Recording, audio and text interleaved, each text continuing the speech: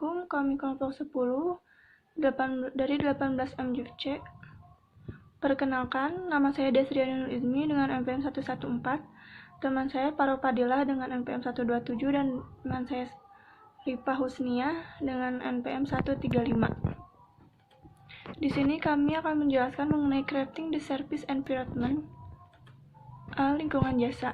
Yang pertama, di sini saya akan menjelaskan pengertian lingkungan jasa, tujuan lingkungan layanan jasa, dan fungsi lingkungan layanan jasa. Yang pertama ada pengertian lingkungan layanan jasa. Di sini ada 3 pendapat. Yang pertama, menurut Lupioadi, Servicescape lingkungan layanan adalah lingkungan tempat penyampaian jasa tersebut berada. 2. Pendapat Lovelock, and Musri menyatakan bahwa kondisi fisik lingkungan layanan yang dialami oleh pelanggan memiliki peranan penting dalam pembentukan pengalaman layanan dan memperkuat atau mengurangi kepuasan pelanggan. Yang ketiga, menurut Wood, Servicescape meliputi eksterior fasilitas jasa dan interior fasilitas jasa. Eksterior jasa berupa desain eksterior, tempat parkir, landscape, dan lingkungan sekitar. Untuk interior fasilitas jasa mencakup desain interior, peralatan, layout, kualitas udara atau temperatur. Yang selanjutnya ada tujuan lingkungan layanan jasa. Yang pertama, ada merekayasa pengalaman dan pembentukan perilaku pelanggan. 2. Memainkan peranan penting dalam menentukan persepsi pelanggan terhadap citra dan positioning perusahaan. Pelanggan seringkali menggunakan lingkungan layanan sebagai penanda kualitas yang penting. 3. Menjadi bagian inti dari proporsi nilai, misalnya dalam taman hiburan, hotel, resto, atau rumah sakit. Yang keempat, ada memfasilitasi penghantaran jasa dan memperkuat kualitas sekaligus meningkatkan produktivitas jasa. Assalamualaikum warahmatullahi wabarakatuh. Nama saya Rifa Husnia, NPM 1840100135. Di sini saya akan melanjutkan presentasi untuk bagian 2. Langsung saja ke fungsi lingkungan layanan jasa. Fungsi lingkungan layanan jasa ada 4. Yang pertama, pembentuk pengalaman dan perilaku konsumen dengan peran sebagai media pencipta pesan, media pencipta atau penarik perhatian, dan media pengunggah emosi atau perasaan. Selanjutnya yang kedua, alat pembentuk citra, penentuan posisi, dan diferensiasi produk jasa. Yang ketiga, penambahan nilai atau proposisi nilai suatu jasa. Yang keempat, memfasilitasi proses jasa dan memperkuat kualitas sekaligus meningkatkan produktivitas. Selanjutnya ada dimensi-dimensi lingkungan layanan jasa. Yang pertama ada efek dari kondisi lingkungan. Yang dimaksud dengan lingkungan di sini adalah segala hal yang dapat mempengaruhi panca indera kita. Yang menjadi perhatian adalah bagaimana membuat suatu lingkungan yang dapat mempengaruhi perasaan konsumen sehingga mereka merasa nyaman saat digerai suatu perusahaan. Yang kedua ada sinyal-sinyal dan simbol. Banyak hal di lingkungan jasa yang bertindak sebagai sinyal atau simbol yang mempresentasikan citra perusahaan. Perusahaan harus mengarahkan konsumen dalam proses jasanya dengan cara sangat halus, melalui cara yang intuitif, melalui simbol dan sinyal-sinyal yang ada pada lokasi penyampaian jasa. Yang selanjutnya ada model respon konsumen terhadap lingkungan jasa. Lingkungan gerai jasa mempengaruhi konsumen melalui perasaannya.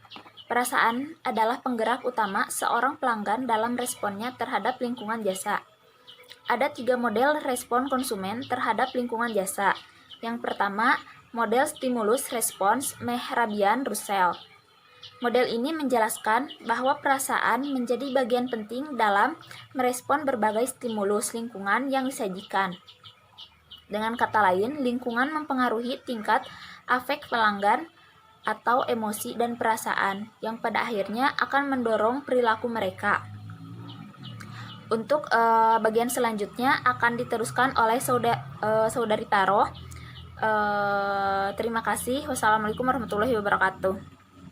Assalamualaikum warahmatullahi wabarakatuh. Saya Farah Fadila dengan NPM 1840101127. Di sini saya akan melanjutkan presentasi. Kedua, model afek dari Russell berfokus pada bagaimana memahami dengan lebih baik perasaan konsumen dan implikasinya terhadap perilaku mereka. Teori ini menyatakan bahwa respon emosional konsumen terhadap lingkungan dibagi ke dalam dua dimensi, yaitu saling berinteraksi, yakni kepuasan dan rangsangan.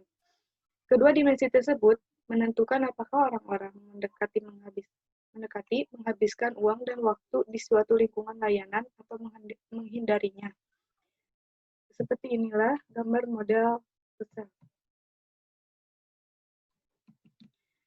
Yang ketiga, model service gap.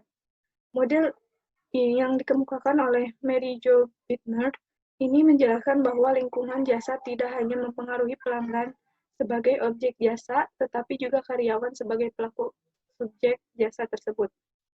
Model ini menunjukkan bahwa terdapat penyeimbangan antara respon pelanggan dan pegawai. Ini berarti lingkungan jasa yang sama dapat memberikan dampak berbeda terhadap berbagai pelanggan bergantung pada siapa pelanggan tersebut dan apa yang mereka sukai sehingga cenderung bersifat subjektif. Dan ini gambar modelnya. Selanjutnya pemasaran eksperiensial. Praktik bisnis jasa di berbagai pusat pembelanjaan, seperti contohnya Donat Ceko dan kopi, memperlihatkan bahwa mereka benar-benar mengeksploitasi lingkungan jasanya untuk dapat menarik dan memuaskan pelanggan. Melalui tampilan jenis donat, karyawan yang cekatan, dan cara membuat donat, serta bau harumnya. Ini menunjukkan telah terjadi pergeseran dari pemasaran tradisional ke pemasaran eksperiensial. Menurut Brand, pemasaran eksperiensial didefinisikan sebagai suatu kemampuan pemberi produk jasa dalam menawarkan pengalaman emosi hingga menyentuh hati dan perasaan konsumen.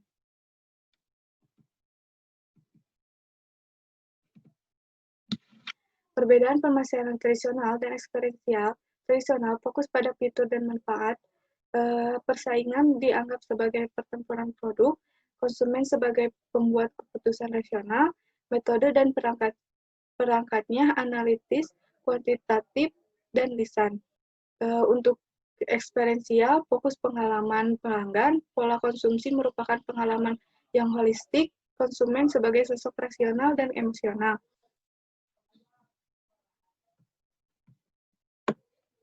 Terus, metode berdasarkan pada pemilihan.